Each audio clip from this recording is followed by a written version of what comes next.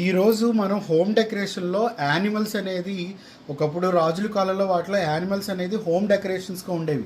మీరు పాత మూవీస్లో వాటిలో చూస్తే మీకు చాలా తెలుస్తుంది. సో అలాగే ఇప్పుడు ఏంటంటే కొన్ని పూర్వీకుల వాళ్ళ ఇళ్ళల్లో యానిమల్స్ అలా క్యారెక్టర్స్ అనేది హోమ్ డెకరేషన్గా పెట్టేవాళ్ళు. సో వాటిలో మెయిన్ వచ్చేటప్పటికి ప్యాంథర్ అనమాట. సో మీకు చూపిస్తున్నాం కదా, చాలా చాలా పెద్దది, అంటే అడుగున్నర వెడల్పుతో వస్తుంది. చక్కగా హోమ్ డెకరేషన్గా చాలా చాలా బాగుంటుంది. ఇంట్లో అట్మాస్ఫియర్ కూడా చాలా బాగుంటుంది. ఇంకోటి పిల్లలు బాగా లైక్ చేస్తారు. తర్వాత ఇవన్నీ ఏంటంటే ఒక రాజసం అనమాట. ఇవి యాంటిక్ పీసెస్ అనేది ఏంటంటే ఇంట్లో మనకి కళాఖండాల మీద ఉన్న ఇంట్రెస్ట్ ఏంటనేది ఇలాంటి సేకరణ ద్వారా మనకు తెలుస్తూ ఉంటుంది. అలాగే ఆ ఒక వాతావరణం అనేది కూడా చాలా చాలా బాగుంటుంది బంగారపు వర్ణంతో.